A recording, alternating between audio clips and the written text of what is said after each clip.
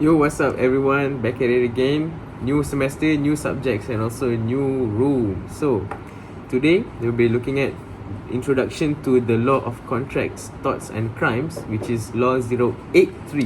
Berbeza dengan sem lepas, kita belajar LAW033. Sekarang kita belajar LAW083.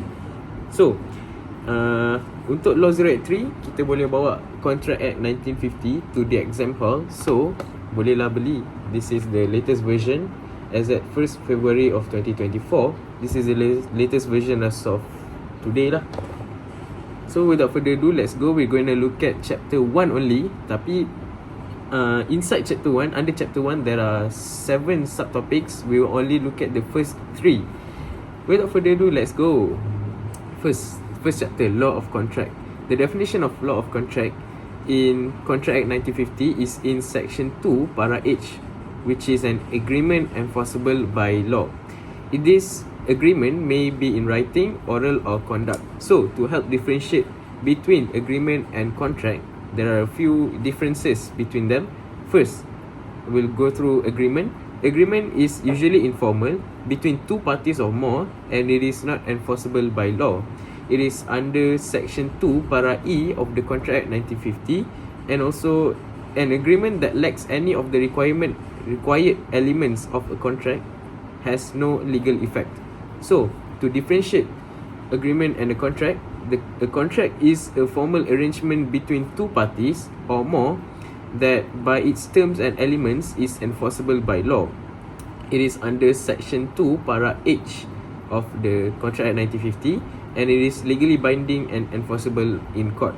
So basically, an agreement does not fulfill the valid elements of a valid contract. Meanwhile, a contract dia fulfill all of the elements in order to become a valid contract. So macam tu lah. So agreement ni adalah bawah contract sebab dia tak fulfill mana-mana elemen dalam valid contract, so dia tak jadi contract. Macam tu. First element of a valid contract. Kita akan tengok 3 saja. But first element of a valid contract is proposal. Proposal is outlined in section 2, para A of the Contract Act 1950. It says that when one person signifies to another his willingness to do or to abstain from doing anything with a view of obtaining the assent of that other to the act or abstinence, he is to make a proposal. Senang cerita, proposal is when someone tells someone else, when A tells B that he wants to do something or to not do something, he is said to make a proposal.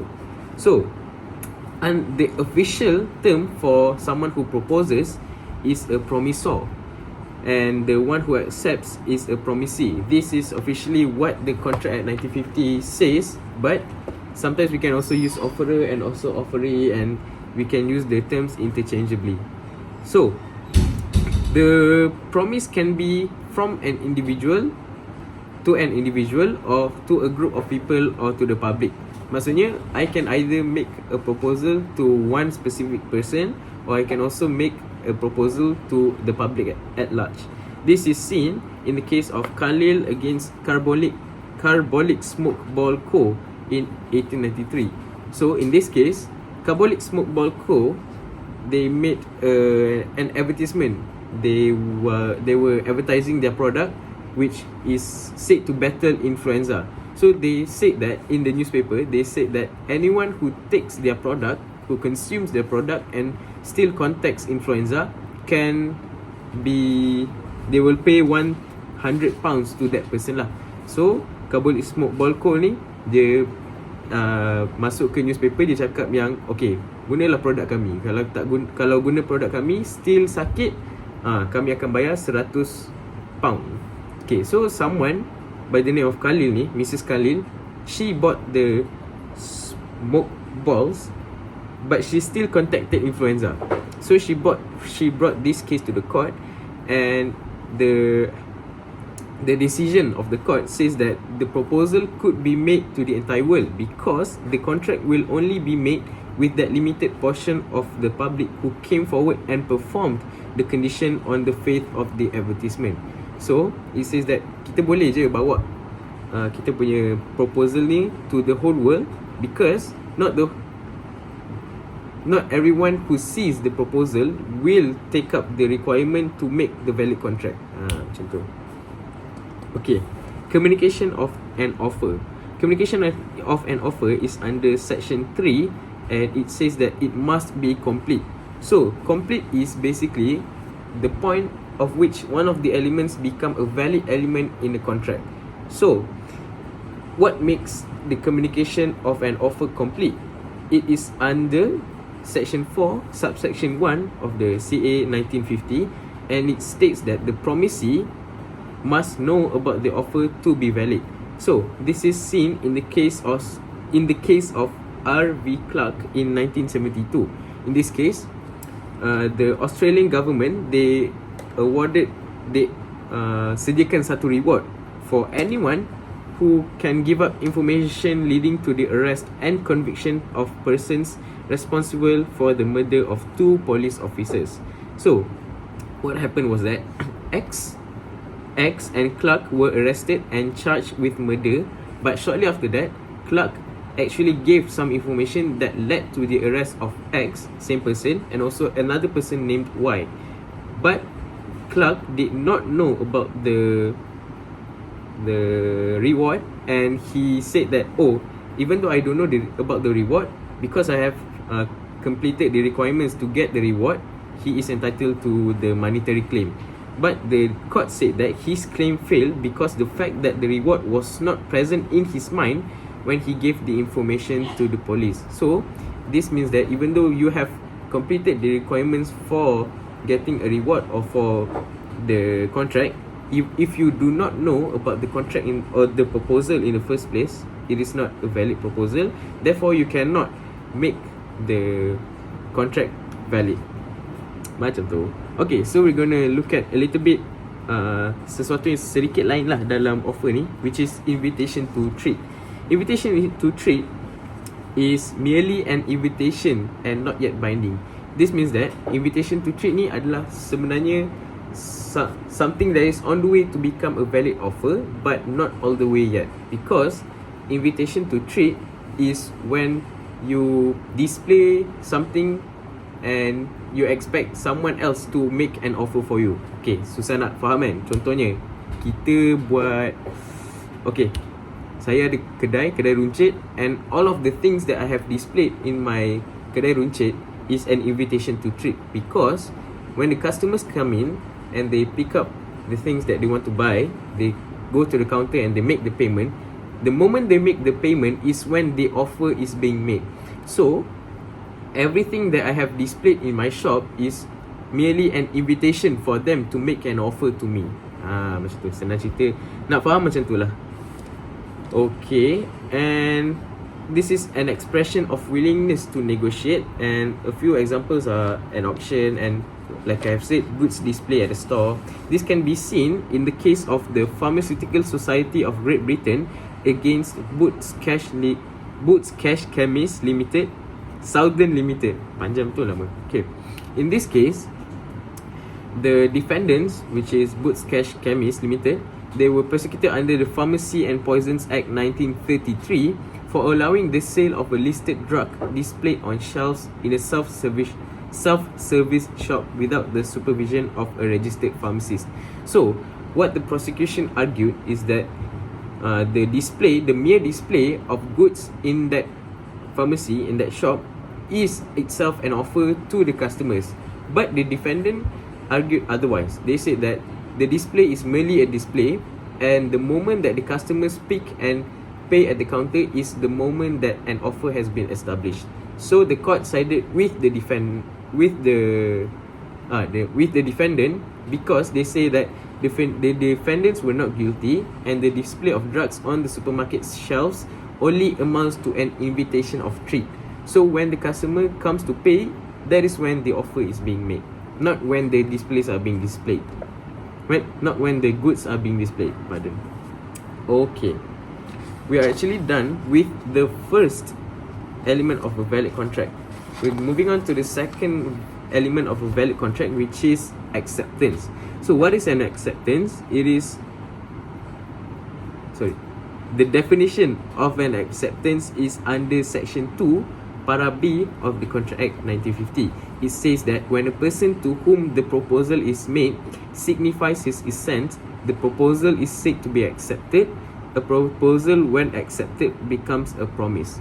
So kita ambil the first two phrases sajalah. Kita ambil dua bahagian pertama je. It says that when a person who is being offered something, he says that he accepts the offer, then it becomes an acceptance. Okay. Now, conditions of a valid acceptance. There are two conditions. First, it must be absolute and unqualified under Section 7 para A. And secondly, it must be expressed in a usual and reasonable manner, Section 7 para B. So, Section 7 para A must be absolute and unqualified. This means that any acceptance must be an absolute acceptance, and it cannot be based on some requirements that lead to the acceptance. Contoh, susah nak faham kan? Contoh, kawan saya nak offer untuk jual phone dekat saya. So, I will say that, okay, saya akan cakap macam ni, I will only buy the phone if there are 5 people that have rejected the offer.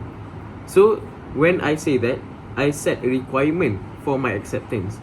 That is not the elements of a valid acceptance. A valid acceptance is when my friend has offered me to buy his phone and I accept it without any requirement. That is the definition of absolute and unqualified. Tak boleh ada apa-apa requirement untuk saya punya acceptance. Macam tu.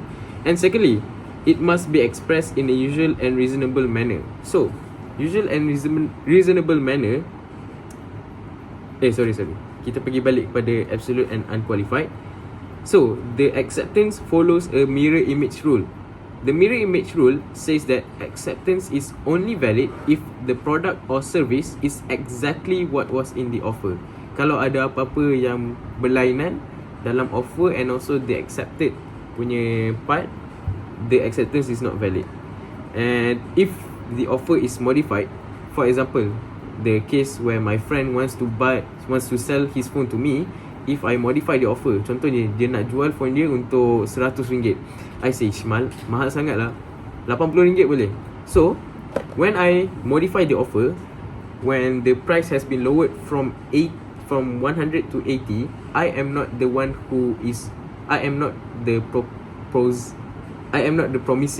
I am the promissor, because when I modify the initial offer, I did not accept the initial offer and I have made a counter offer. A counter offer is basically a new offer made to the initial offer. So, kalau senang cerita, bila kita nak tawar-menawar lah, pergi bandar kan, tawar-menawar, bang, berapa ringgit ni seluar ni? 130. Mahal sangat lah bang, boleh tak bagi 80 je? Something like that lah. So, bila saya dah tawar dekat abang tu, saya yang buat offer, bukan abang tu yang jadi offeree. Bukan abang tu jadi offerer, saya jadi offerer. Macam tu. Pening jugalah benda ni. Okay. This is seen in the case of height against range. So, height against range is basically what I have just explained lah. Dia dah buat counter offer, tapi lepas dia buat counter offer tu, orang yang dibuat counter offer tu, dia reject counter offer. And then orang yang membuat counter offer tu, dia agree untuk bayar. Aku baca je lah. Okay. So, in the case of height against range, on 6 June, the defendant offered to sell his farm to the plaintiff for £1,000. On 8 June, the plaintiff made a counter offer for £950, but the defendant refused to sell. So, subsequently, on 27th of June, the plaintiff wrote again, offering to pay £1,000. The defendant refused and the plaintiff sued for specific performance. So, the court held that by making the counter offer, the plaintiff had rejected the original offer. It was held that there was no valid binding contract between the parties. Harap-harap faham. Okay, Section 7B, expressed in a usual and reasonable manner. So, under this section, it states that if there is a specified mode of acceptance that has been specified by the offerer, then the offeree must follow the specified mode of acceptance. Contoh, it says that you can only accept the offer by writing, by signing this contract, this written contract. So the offeree cannot do anything else to accept the offer but to sign the contract that is in black and white. Macam tu. Alright. Okay, there is also one crucial part in this section which says that silence does not amount to acceptance. So generally, acceptance cannot be conveyed by silence, and the proposer cannot set the proposer cannot impose the condition that silence amounts to acceptance. So contohnya kalau saya kata, okay, saya nak jual something kat awak, kalau awak diam, tanda setuju. Betul, benda tu. Diam, tanda setuju is not something that is applicable in our subject. Maksudnya benda tu tak boleh. Kita tak boleh cakap, oh, awak diam, awak setuju. No, that's a big no-no. Okay. And the acceptance could only be valid if there is positive conduct signifying the acceptance. So this is seen in the case of Felthouse against Bindley or Bindley, Bindley in 1826. Dia susah sikit nak explain but I'll try my best. The plaintiff had discussed with his nephew on the purchase of the nephew's horse and wrote to him offering to buy the horse and added, if I hear no more about him, I consider the horse is mine at 30 quid 15 cents. However, John did not reply. John is his nephew. 6 weeks later, whilst selling his farming stock, the nephew told the auctioneer to keep the horse out of the sale. The auctioneer sold it by mistake and the plaintiff sued the auctioneer. So the court held that there was no acceptance of the plaintiff's proposal by his nephew. The plaintiff had no right to impose upon his nephew the sale of his horse through silence. So dah terang lagi bersulur bahawa diam bukan tanda setuju in the eyes of law. So, okay, acceptance must be communicated and complete. Same as offer, acceptance must also be communicated and complete. It is under section 3. But when does the communication of acceptance complete? So, berbeza dengan offer only has one scenario that makes the offer complete. But in acceptance, there are two scenarios that makes the offer complete. So these two scenarios actually makes the offer. The first scenario makes the acceptance half complete. The second scenario makes the acceptance fully complete. So what do I mean by this? It is under section 4, subsection 2, para A, against the proposer when it is put in the course of transmission. So mesti ada ramai yang akan confuse. Against the proposer means that this is on the promisee. Maksudnya against the proposer tu adalah apa-apa yang dibuat oleh orang yang mendapatkan offer tersebut. Senang cerita, against the proposer is anything done by the proposee or the promisee or the offeree. Kalau against the acceptor pula, anything that is done by the promisor or the offerer. Macam tu. Dia terbalik tau. So against ni maksudnya against, perkataan selepas dia kita flipkan dia punya roles. So kalau proposer, kita ambil proposee macam tu. So against the proposer, when it is put in course of transmission, this means that whenever the promisee or the offeree has put into transmission his willingness to accept the offer. Contohnya, when I receive a letter to offer me sekian-sekian, contohnya to offer a piece of land, and then I write another letter to signify my acceptance.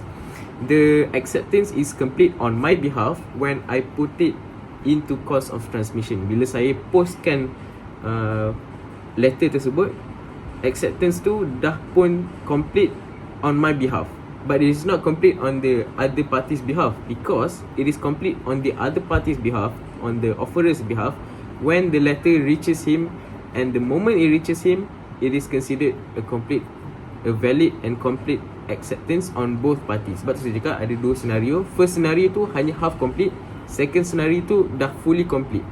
Macam tu. Okay, under acceptance, there is one special rule that is only applied to acceptance, which is posted rule. So postal rule says that if an acceptance is done by mail or telegraph, the acceptor can revoke his acceptance when the letter is posted but before it reaches the proposer. Contohnya, I have written a letter for my acceptance of an offer and I mailed it on the 1st of September. So the 1st of September saya dah mailkan saya punya letter of acceptance and it reaches the other party by the 5th of September. So ada 5 hari tau. 5 hari which is the length of time in which the letter was put into transmission. I mailed it on the 1st and it reached the other party on the 5th. So in these 5 days, preferably on the 2nd, 3rd and 4th, I have the chance to revoke I have the chance to revoke my acceptance so long as the letter does not reach the other party. Saya cerita macam tu lah. So if it takes 5 days for the mail to reach the other party, I have 5 days to revoke my acceptance. Okay, this is seen in the case of Ignatius against Bell. Ignatius against Bell ni case dia sebenarnya sebiji macam apa yang saya cakap tadi, cuma tarikh dia lain. Macam tu. Okay, now we're going on to the revocation of an offer. It is under section 5 subsection 1 of the Contract Act 1950. It states that a proposal can be revoked at any time before the communication of acceptance is complete. So there are 4 main modes of revocation under section 6 para A until para D. First is notice of revocation. This is basically a letter of revocation. Second, B, para B is under lapse of time or reasonable time. So kalau dah terlalu lama, lepas tu tak ada apa-apa response, then I can revoke my offer. Third, the failure of the acceptor to fulfill condition precedent to the acceptance. Condition precedent to the acceptance maksudnya, if we have agreed to meet at a certain place at a certain time and the acceptor fail to come at this time and this place, I have the right to revoke my offer. Okay, fourth is death or mental disorder. Quite explanatory, self-explanatory. So we're moving on to the revocation of acceptance. This is under section 5 but subsection 2. Kalau revocation of offer, section 5, subsection 1. Tapi kalau revocation of acceptance, section 5, subsection 2, it says that the revocation of acceptance can be done anytime before the communication of acceptance is complete. So senang cerita, ingat balik postal rule tadi. Postal rule kata bila at any time before the acceptance is complete, the acceptor can revoke his acceptance. So senang cerita itu saja. Revocation of acceptance, benda tu saja. Okay, tapi ada a complete communication of revocation of acceptance. Ni ada basically a few requirements for the revocation of acceptance to be complete. It is under section 4, subsection 3, para A and para B. So para A is against the person who makes it when it is communicated. So bila the acceptor has communicated his willingness to revoke the acceptance, it is already complete on his behalf. But as against the person who receives it, for the person who receives the revocation of acceptance, it is when the revocation of acceptance comes to the knowledge of the person. Macam tu. Alright, we're moving on to the final subtopic for Law 083 in terms of my midterms lah. Senang cerita, saya buat semua ni untuk midterm saya je. Alright, so for the third and final subtopic for tonight is consideration. Consideration tu something yang outside of Contract Act. Dia adalah something yang completely different lah daripada Contract Act. Consideration ni macam kita consider something kan, tapi dalam contract, law of contract ni dia something else lah sebenarnya. Saya akan explain sekarang lah. So consideration is under section 2 para D of the Contract Act 1950. It states that something of value which is given by the promisee in exchange to something of value given by the promisor. Senang cerita, consideration ni sebenarnya sistem barter je sebenarnya yang kita belajar dulu kan. Kita exchange something with something. Senang cerita macam tu. Saya exchange pen ni untuk untuk speaker ni. Macam tu. Bila kawan saya offer, kau nak beli tak speaker ni? Saya kata, saya tak ada duit tapi saya ada pen ni. Boleh tak kita tukar? Lepas tu dia kata boleh. Pertukaran kedua-dua barang ni adalah consideration. Okay, macam tu. Okay. Okay.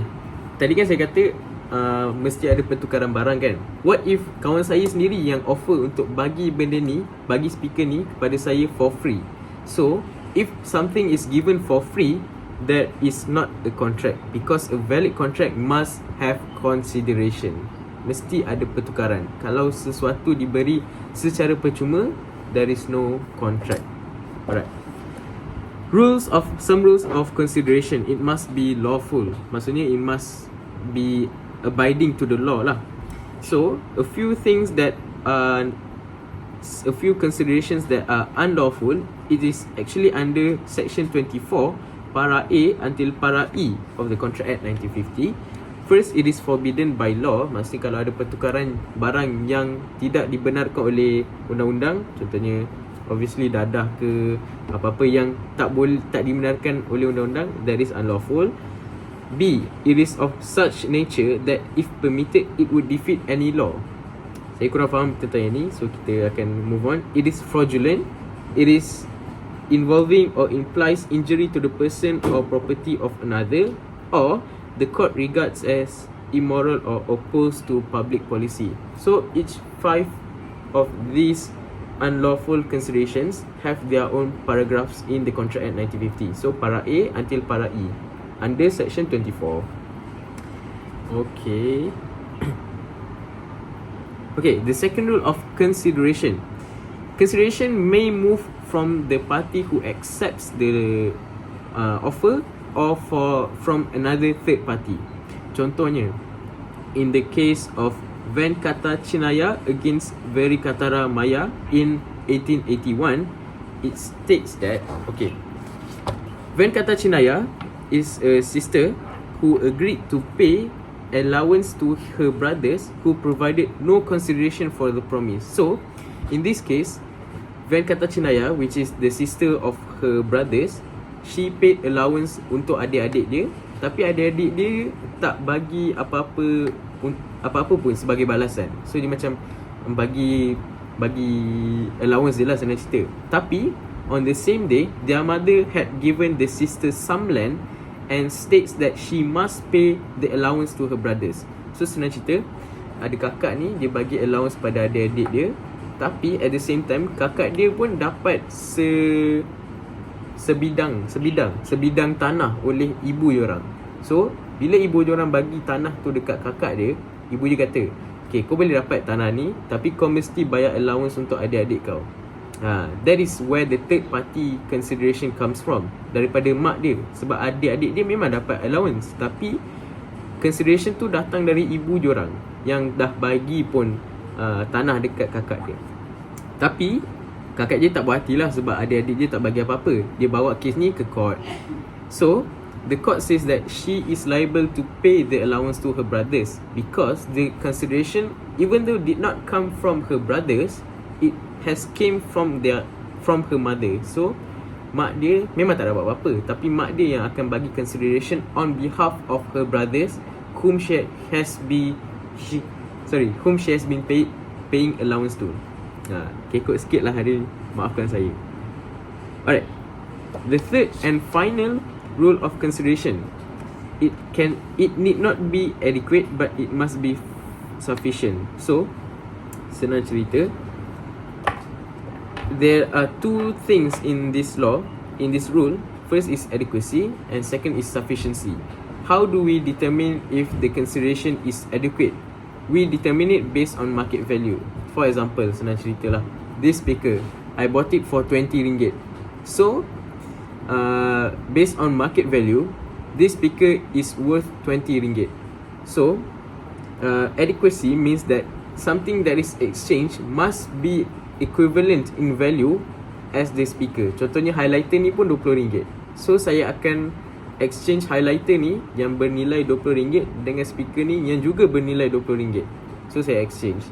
But the rule says that consideration doesn't necessarily have to be adequate. So walaupun highlighter ni kalau nilai dia RM5 saja pun, saya boleh exchange dengan speaker yang bernilai RM20 ni. But it must be sufficient. Sufficiency is determined based on the agreement. Contohnya kawan saya bagi speaker ni, saya pun offer untuk bagi highlighter ni as my consideration. Lepas tu kawan saya agree, okay lah, kita boleh tukar. So pertukaran ni adalah something that is sufficient, because even though this is not worth RM20, but since the other party has agreed to exchange it, even though it does not come close to the value of this speaker, which is RM20, it is still sufficient in the eyes of law. Itulah basically sufficiency and adequacy.